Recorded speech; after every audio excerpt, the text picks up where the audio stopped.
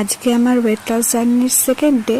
আমার ওয়েট এতটুকুও কমেনি, কিন্তু ওয়েট আমার বাড়েওনি। তার মানে ওই দুবেলা ভাত খেয়ে মাছের কাঁটা চচ্চড়ি, মাছের ডিমের বড়া এইগুলো অ্যাভয়েড করতে হবে ওয়েট লস জার্নির জন্য। যাই হোক, সকালবেলা ঘুম থেকে উঠে আমি চলে এসেছি ছাদে, ব্যায়াম করে নিচ্ছি। আজকে ওয়াকিং করিনি, আজকে কিছু এক্সারসাইজ করেছি।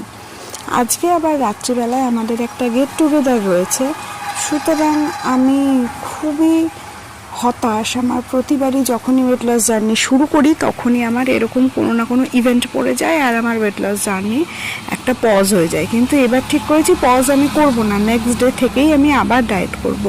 সকালবেলায় একটা ছানার পরোটা, একটু স্যালাড আর 1 কাপ চা খেয়ে নিয়েছি। আজকে আর ভাত খাইনি, ডিটক্স ওয়াটার বানিয়েছি, ডিটক্স ওয়াটার খাবো। আর রাত্রিবেলায়, দুপুরবেলাও আমি সেরকম কিছু খাইনি, একটু লিকার চাটা